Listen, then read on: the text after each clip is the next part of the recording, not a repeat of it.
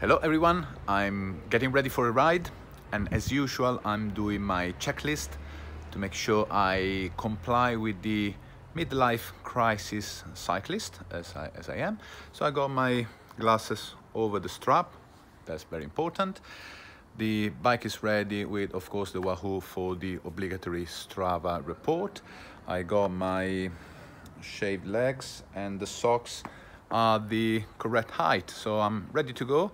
But more importantly, I'm also wearing my AfterShokz OpenMove, which I've been riding for a few months now, and I want to give you my review of these earphones and see how they perform, especially while cycling. So stay tuned and let's see how they go.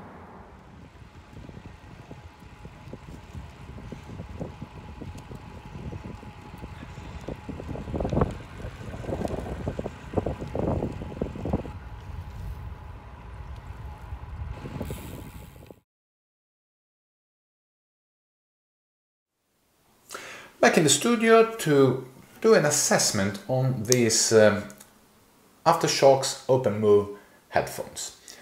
I rarely use headphones because either if I drive I listen to the radio, not even in the gym I use earphones, strangely enough, and while riding I never thought of putting anything in the ear for safety reason, because I want to be able to hear the traffic. I commute every day with the bike, so safety is definitely a #1 priority.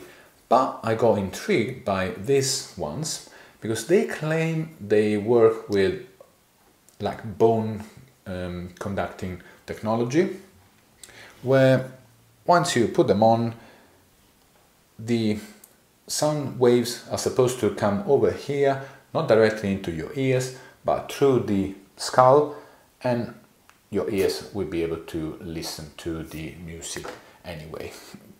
In this way, you do get still your sound coming through from the outside, and it's kind of good medium between still listening to the music or the radio, what you prefer, and being able to listen to everything else that surrounds you. Now, the first claim, of course, is this bone conduction technology. I'm not 100% sold on these claims that actually the vibration go through the skull. I have to say I found out that the very best result you get from this is where you put as close as your ear as possible. I would say this kind of speaker works like a speaker. You do get the noise anyway because it's close to your ear. Otherwise you could put them here. In theory they should work the same way, but from here, from this position, you can't really listen too much. The concept works in a way because you do get a decent quality sound, and you do get the benefit of having your ears not blocked. They do come with also earplugs in case you want to get the best sound from this at the same time blocking your ear. I don't see really the point of using them with this, otherwise I will use a completely different product. So that's nothing that I will definitely use. So to me the benefit is you can use them while riding and the sound quality is decent, but don't expect anything special.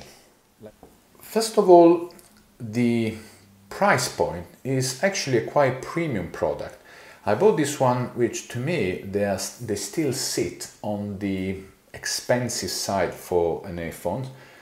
Maybe it's me, but around 70 to 80 pounds for a pair of earphones is a lot of money.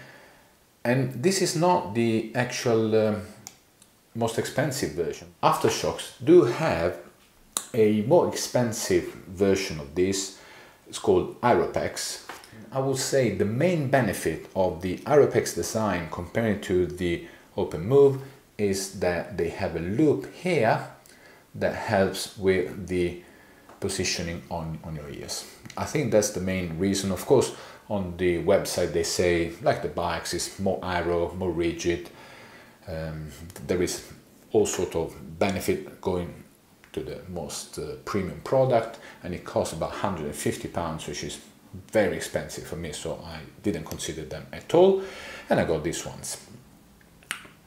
The drawback, of course, is that the body where all the technology and the functionalities are linked to where your ear goes, and they fit well, but if you want to get the best sound, you really need to push them a bit down. So this is my preferred position. This way the two stubby pieces, they tend to flare your ears out, which is not the very best look. Let's say with an helmet. So when I ride, I flick them out like that. I put my helmet on and they sit reasonably well just in between the straps, and they don't interfere much even if you put sunglasses on. So it comes up at a decent positioning. The features are quite good because they have a button on the side here where you can answer to phone calls or stop or pause the music sound, and they do have two buttons here for the volume adjustment on the on and off. The features, the construction is quite good.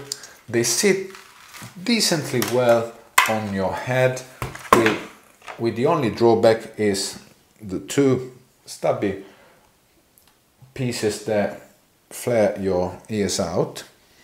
But the main thing is that the sound quality is decent enough, I would say sufficient, but it's not comparable to a normal headphones. It is not very loud, just by the nature of being outside your ear is not that loud.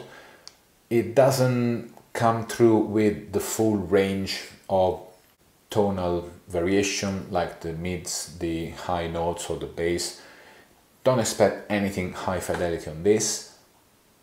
But I have to say, I always use them when I commute, especially for my hour commute and the hour back. And when the battery ran out one day, I felt really alone because I got used to them. And riding with a bit of music, a bit of background to help you out enjoy the ride, especially in commute situation where you don't see beautiful scenery like when you go in the Surrey Hills. So very useful. Price point is still high for me for the sound quality at £70.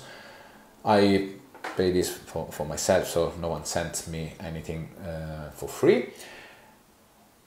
But I have to say, I got so used to them that I ride them every day. Battery quality is very good.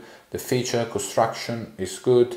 So I do recommend them, with the caveat of all the issues that I highlight. One thing to consider is that if you ride fast, especially over 30 kilometers an hour, if you ride 35 or more, the wind noise through your ears will tend to block most of the sound that comes through this.